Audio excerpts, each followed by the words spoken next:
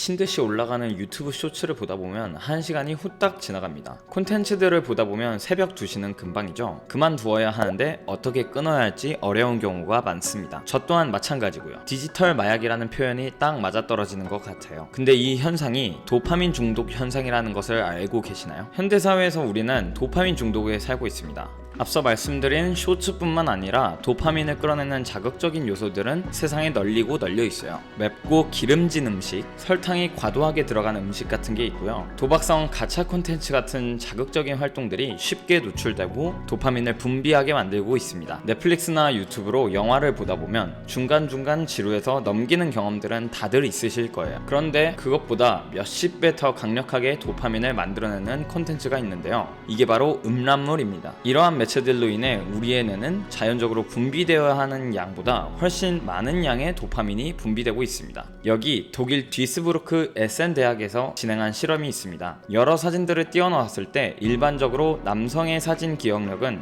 80%에 달했지만 성적인 사진을 보고 난 후에는 67%로 낮아졌다는 결과를 볼 수 있습니다. 기억 정확도가 일시적으로 낮아졌을 뿐만 아니라 음란물을 더 많이 본 사람일수록 뇌 선조체 일부분인 회백질의 부피가 작은 것으로 나타났습니다. 선조체는 인간의 행동, 의사결정에 관여하는 중요한 뇌의 영역이에요. 인간의 수행 능력과 판단력, 직업적 기능을 결정하는 아주 핵심적인 부분입니다. 하지만 이 부분이 작아졌다는 거예요. 매체가 무엇이든 상관없이 도파민이 과도하게 분비돼 뇌에 영향을 끼치는 작용은 똑같습니다. 음란물뿐만 아니라 오랜 시간 쇼츠를 시청하거나 주기적으로 매운 음식을 먹는 등 자극적인 활동을 반복할수록 뇌에서는 비정상적으로 도파민 분비가 활성화됩니다. 이러한 현상은 우리의 뇌에 굉장히 안 좋은 영향을 끼치고 있어요. 문제는 도파민이 원래대로 돌아왔을 때 발생합니다. 평소라면 문제없겠지만 이미 도파민 역치가 높아진 상태에서는 더 자극적이고 흥미로운 것들을 보고 싶다는 욕구가 강해지는 겁니다. 이 상태가 바로 우리가 느끼는 도파민 중독이죠.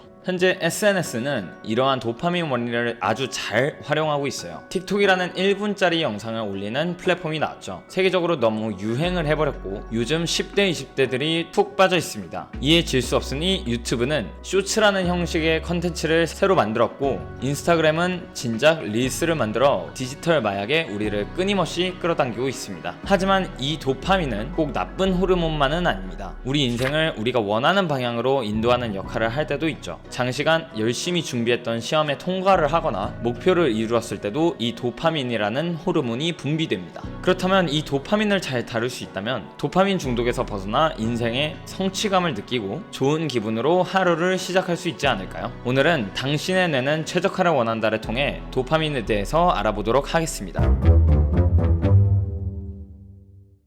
도파민이 분비될 때 우리는 강렬한 의욕과 열정을 느끼게 됩니다. 때문에 여러 매체에서는 도파민을 행복 물질이라고 부르죠. 인생에 활력을 가져다주는 성격의 호르몬이라고 보시면 됩니다. 이 도파민은 성취감을 느낄 때 도파민이 분비되면서 행복이라는 감정을 느끼게 됩니다. 뿐만 아니라 도파민은 목표나 계획을 세울 때부터 분비가 되죠. 우리가 친구들과 여행을 갈 계획을 짤 때, 원하는 미래를 위한 계획을 그려볼 때 마음이 들뜨고 동기부여가 되는 상태가 바로 도파민이 나오고 있는 상태입니다. 도파민 분비는 정보 처리 능력, 주의 집중력, 계획성 등에 긍정적인 영향을 끼치는데요. 이때 뇌의 기억과 학습 담당 기관을 자극하여 도파민이 분비된다면 기억력 또한 향상되는 사기적인 시스템이라고 볼 수 있어요. 나오기만 하면 우리를 행복의 영역으로 이끌어주는 도파민, 이 도파민을 남용하지 않고 자신을 위해 사용하는 방법들을 알려드리겠습니다.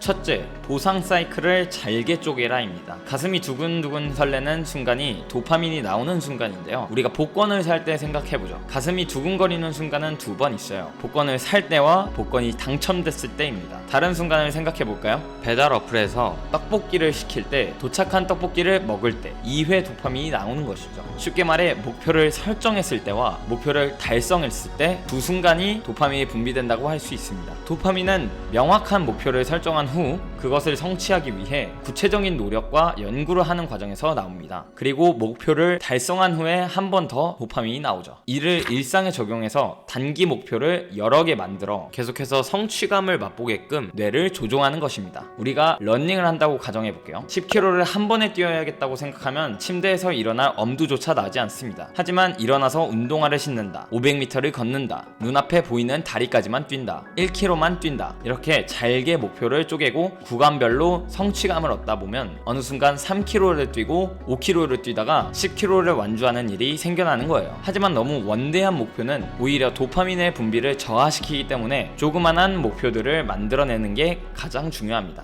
둘째, 성취한 모습을 구체적으로 상상해라입니다. 목표를 선명하게 상상할수록 그 목표를 이룰 가능성이 높아진다고 하죠. 이는 뇌과학적으로 맞는 얘기예요. 구체적인 상상은 도파민을 분비시키고 동기부여를 하기 때문에 성공 확률이 높아지는 거죠. 국가대표 축구선수, 훌륭한 축구선수, 챔피언스리그 우승선수, 이강인 선수의 10살 시절 꿈입니다. 이렇게 어려서부터 자신의 모습을 구체적으로 그리고 있던 이강인 선수는 현재 라리가에서 한국인의 위상을 드높이고 월드컵 16강을 이끈 훌륭한 국가대표 선수가 되었죠. 꿈을 생생하게 상상하는 순간 실제로 절반은 이루어지는 것이나 다름없는 겁니다. 반대로 말하면 전혀 상상할 수 없는 목표는 도파민을 분비시킬 수 없기 때문에 실현시킬 가능성이 낮아진다는 말이에요. 셋째, 목표를 자주 확인하는 것입니다. 벽에 목표를 적어놓는 행동이 유치하고 올드하다고 생각하실 수 있습니다. 하지만 이는 실제로 효과가 있는 방법입니다. 언제든지 볼 수 있는 상태로 준비된 목표는 자주 확인할 수 있겠죠. 틈날 때마다 이 목표를 확인하고 목표를 이룬 내 모습을 상상하다 보면 절로 웃음이 나오면서 도파민이 분비될 것입니다. 넷째, 즐겁게 실행한다입니다. 축구선수 리오넬 메시는 월드컵에서 준우승을 한 적도 있고 챔피언스 리그에서 우승을 하지 못한 시즌도 많이 있습니다. 리그에서도 2위에 그쳤던 순간들이 몇 번 있었죠. 이때 메시는 팀을 대표하는 선수였기 때문에 일반인이라면 감당하지 못할 수많은 비난과 비아냥을 들어야만 했고 의지가 꺾일 법한 순간들이 많이 있었습니다. 그런 그는 자신이 축구를 하는 이유가 즐거움 때문이라고 자주 인터뷰를 합니다. 그러면서 축구가 즐겁게 느껴지지 않는 순간이 찾아온다면 묻지도 따지지도 않고 그만둘 것이라고 인터뷰를 했었죠. 무너지고 좌절할 때 즐거움을 기반으로 그는 일어섰을 것입니다. 그 결과 라리가 10회 우승, 챔피언스리그 4회 우승, 월드컵 1회 우승 등 축구선수로서 이룰 수 있는 우승은 모두 이뤄냈습니다. 재능을 말하고자 하는 것이 아닙니다. 우리에게는 수많은 역경이 매 순간 찾아오지만 그럴 때마다 무너질 수는 없는 법이죠. 즐겁게 실행을 하는 태도를 취함으로써 도파민을 분비시켜 목표를 이룰 때까지 실행하게끔 자신을 유도하는 것이 중요합니다. 다섯째, 확실한 보상을 준다입니다. 여러분이 설정한 목표를 성취했다면 의도적으로 어떤 보상을 주는 루틴을 만들어줘야 합니다. 저는